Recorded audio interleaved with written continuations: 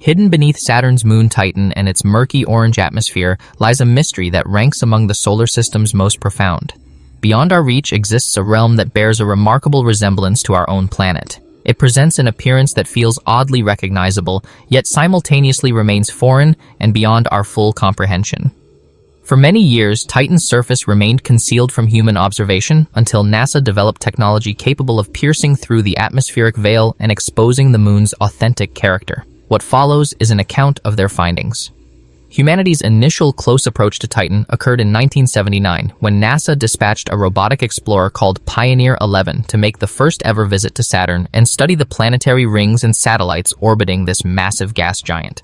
Titan's existence has been documented in our records for hundreds of years. The moon received its official discovery designation in 1655 through the work of Dutch astronomer Christian Huygens. Observing this celestial body presents relatively few challenges. The designation itself provides a clear indication that Titan possesses considerable size. In reality, its dimensions exceed those of Mercury, and its width surpasses that of Earth's moon by 50%. Yet the distance separating us from Titan remains extraordinary. Consequently, when Pioneer 11 made its first approach to Titan, the scientific community held great anticipation about revealing its actual appearance. However, the probe's observations were largely limited to viewing the thick orange atmospheric layers enveloping the moon. The haze proved impossible to penetrate. Pioneer's capabilities did allow for an analysis of the haze's chemical composition, and the findings proved quite fascinating.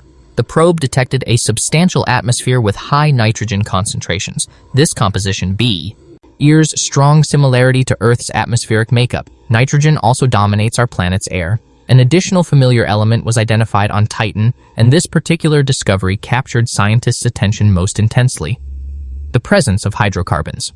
What exactly does this term signify? From a technical standpoint, these are molecular structures where carbon atoms form bonds with hydrogen atoms. The majority of people interact with hydrocarbons regularly through combustible energy sources such as gasoline or propane. Titan's atmosphere contains abundant methane, commonly recognized as natural gas. What makes this discovery significant for NASA's research teams? A more accessible explanation reveals that beyond their utility as energy sources, these carbon-based molecular structures also function as the fundamental components from which life emerges. Essential biological molecules, including DNA and proteins, all derive their structure from hydrocarbon frameworks. Here's a term that will sound more recognizable. Carbohydrates carry a nearly identical name, which reflects their similar nature, though carbohydrates incorporate oxygen into their molecular structure. Therefore, discovering oxygen on Titan would provide more than merely life's basic building materials. We would also possess the sustenance necessary to power that life. For your information, oxygen currently exists on Titan, though accessing it requires venturing considerably deeper into the moon's structure, so continue following along. Conducting a close flyby of Titan also enabled scientists to measure the moon's gravitational characteristics, and these measurements revealed something quite peculiar because Titan exhibits significantly less gravitational force than its size would suggest. Despite its considerably larger dimensions compared to Earth's moon, Titan's gravitational pull actually registers as slightly weaker, indicating that Titan possesses relatively low density, which means its composition cannot consist entirely of rocky material. This realization creates some fascinating theoretical possibilities.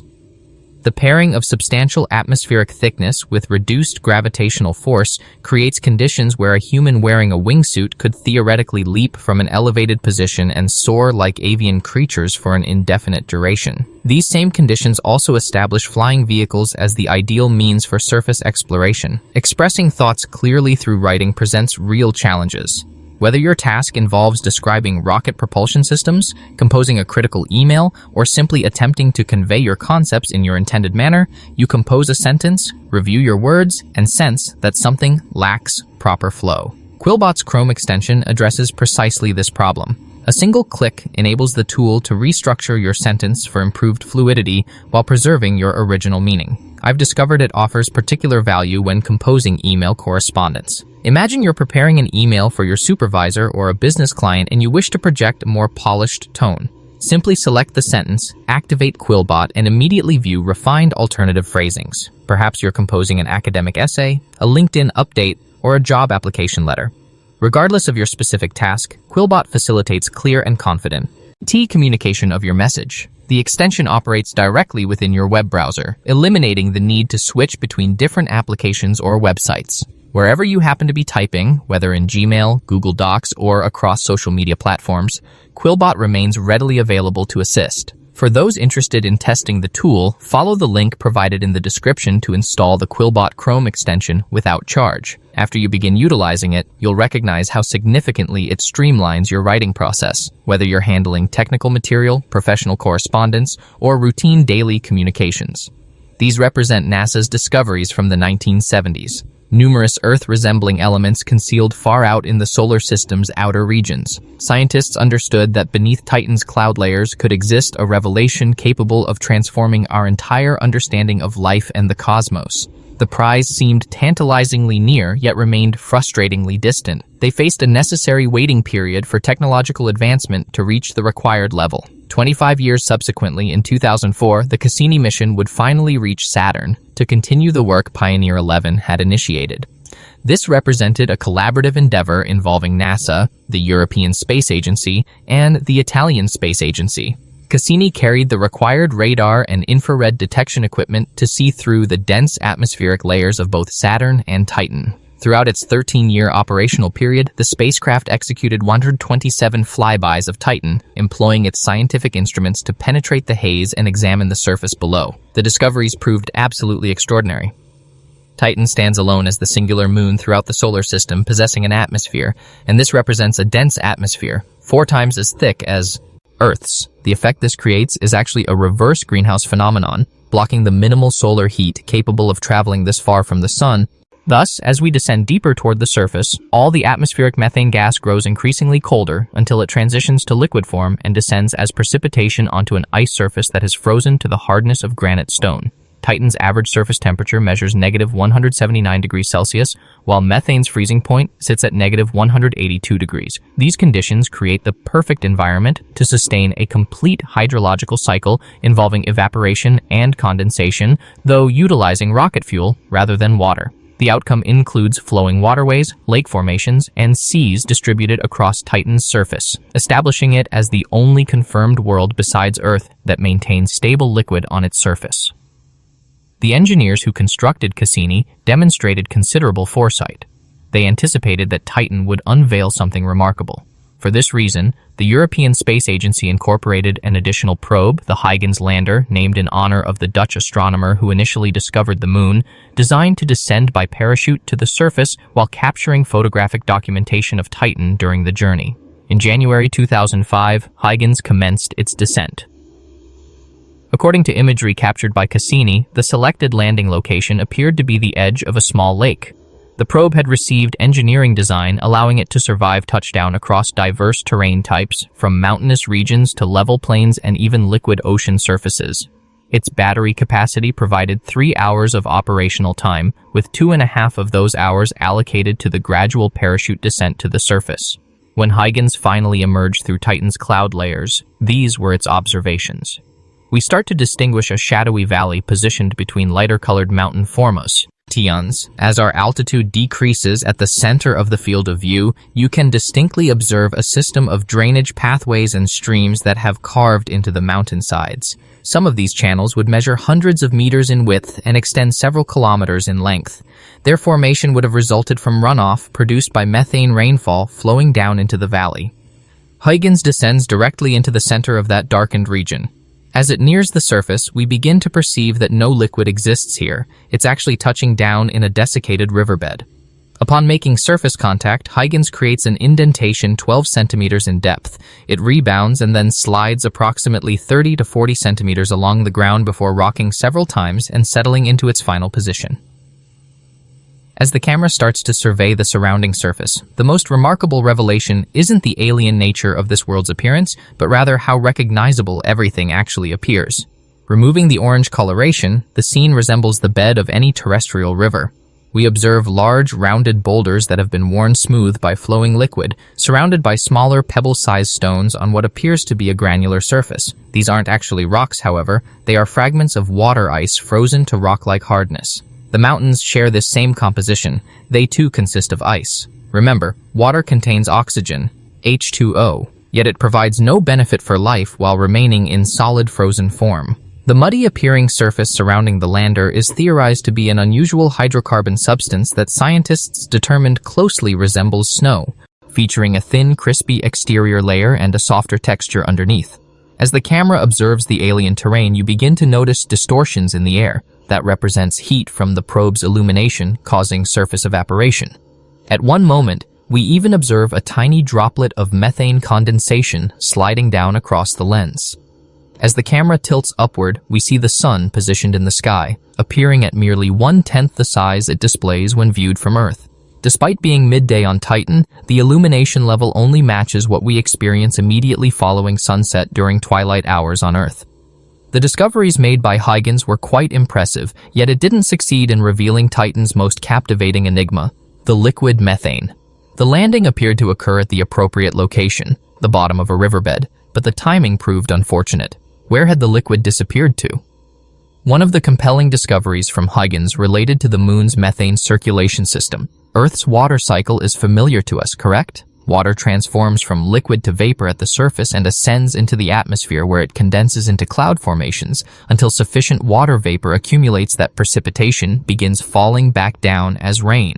Across most regions of Earth, rainfall occurs with considerable frequency because substantial solar energy drives the evaporation process. However, on Titan's surface, where only minimal sunlight reaches, the liquid methane evaporates at an extremely slow rate. When evaporation does occur, all the methane vapor becomes trapped within this remarkably dense cloud coverage that can retain enormous quantities of precipitation before any actually begins to fall. This results in extended drought periods that could persist for hundreds of years consecutively, followed by episodes of intense rainfall that would trigger sudden flooding across the entire Moon. Unfortunately, our visit to Titan didn't coincide with its rainy season, though that doesn't indicate the Moon was completely devoid of liquid. As Cassini proceeded through its 13-year mission, the spacecraft maintained its observations of Titan and continued gathering knowledge about its surface. The findings revealed that during dry periods, liquid methane remains confined to the North Polar regions. The probe learned to identify these characteristic bright reflections, sunlight gleaming off the surfaces of liquid-filled lakes. This marks the first liquid methane body identified on Titan. Its designation is Ontario Lacus, named after North America's Lake Ontario, because the two share remarkably similar shapes, though Titan's version is approximately 20% smaller in size, while still encompassing about 15,000 square kilometers. Despite the lake's substantial size, it actually remains relatively shallow, with typical depths ranging between 40 centimeters and 3 meters. It's also an unsettlingly calm lake, with wave heights reaching only 3 millimeters. To an observer's unaided eye, the surface would present as smooth and motionless as glass. The reason for this remains unclear to us. Considering the elevated atmospheric pressure and reduced gravity, waves should theoretically achieve greater heights on Titan than those on Earth, and Lake Ontario experiences quite substantial waves. Titan even possesses a small ocean at its northern pole. This water body is known as Kraken Mare. Its area spans 400,000 square kilometers, slightly smaller than Earth's Black Sea, sufficiently large that it actually undergoes tidal movements from the gravitational influence of nearby Saturn, with the liquid methane rising and falling up to 1 meter. Though Kraken Mare remains relatively shallow, considering its size, averaging around 300 meters in depth, while the Black Sea extends down beyond 2,000 meters. Yet lakes and oceans of methane aren't the only dynamic processes still occurring on Titan. Volcanic activity exists as well, though we understand that Titan's surface lacks rock. It possesses ice that resembles rock. Therefore, the volcanoes don't discharge magma, they erupt with slushy water. If Titan maintains such extreme cold, then how does any water exist that hasn't already frozen completely solid? The slush magma contains mixed ammonia, which functions as a natural antifreeze agent. You likely know ammonia as a pungent-smelling cleaning substance, though it was also extremely prevalent during the solar system's formation period. It's simply a molecular combination of nitrogen and hydrogen, two of the universe's most abundant atomic elements. It became incorporated into the composition of planets and moons, and subsequently played a significant role in developing those environments.